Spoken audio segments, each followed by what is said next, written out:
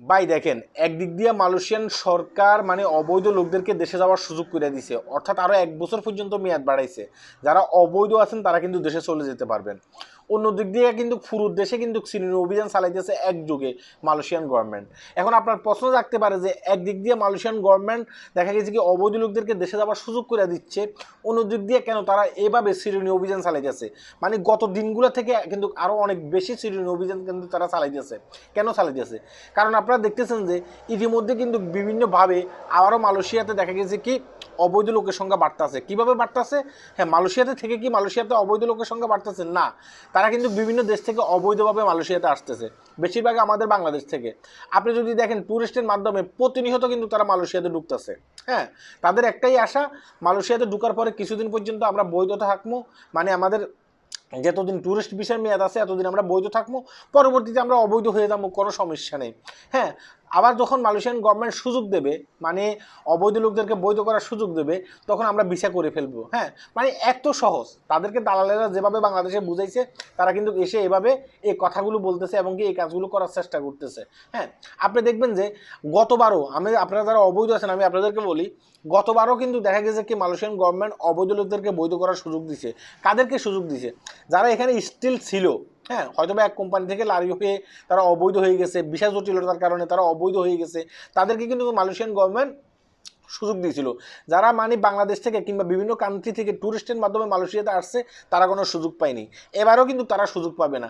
কিন্তু যারা বাংলাদেশে আছেন তারা তো এই বিষয়গুলো জানেন না, শুধুমাত্র দালালেরা এই বিষয়গুলো জানেন।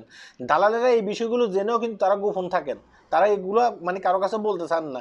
শুধুমাত্র তারা মালয়েশিয়াতে লোক পাঠাইতেছে, এমনকি তাদেরকে বোঝানোর চেষ্টা করতেছে যে আপনি যদি মালয়েশিয়াতে যান, যাওয়ার পরে দেখা গেছে কি আপনি কিছুদিন থাকবেন, পরবর্তীতে আপনি আবার বৈধতার সুযোগ পাবেন। আর বৈধতার সুযোগ পাইলে কিন্তু আপনি সেখানে বৈধ হয়ে আপনি অ্যাভেলেবেল কাজ করতে পারবেন।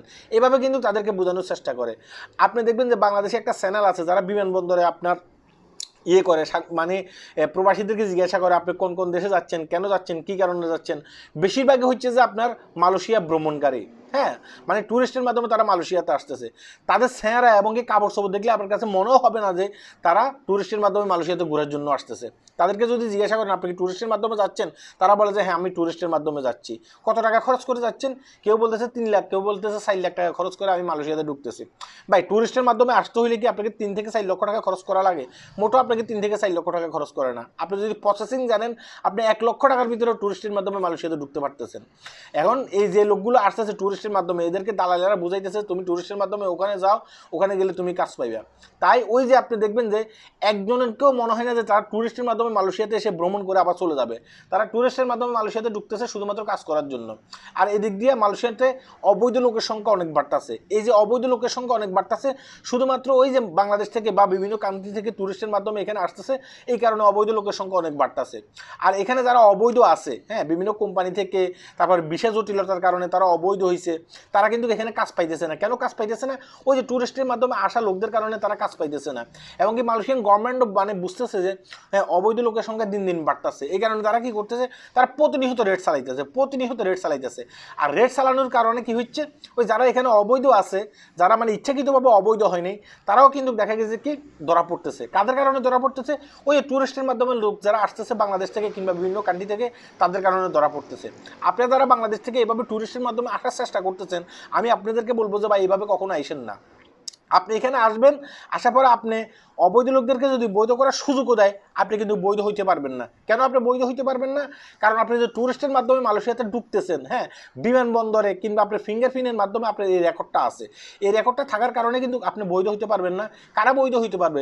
যারা এখানে প্রকৃতভাবে অবৈধ প্রবাসী আছে, তারাই কিন্তু বৈধ হইতে পারবে। আশা করি আমার এই কথাগুলো বুঝতে পেরেছেন।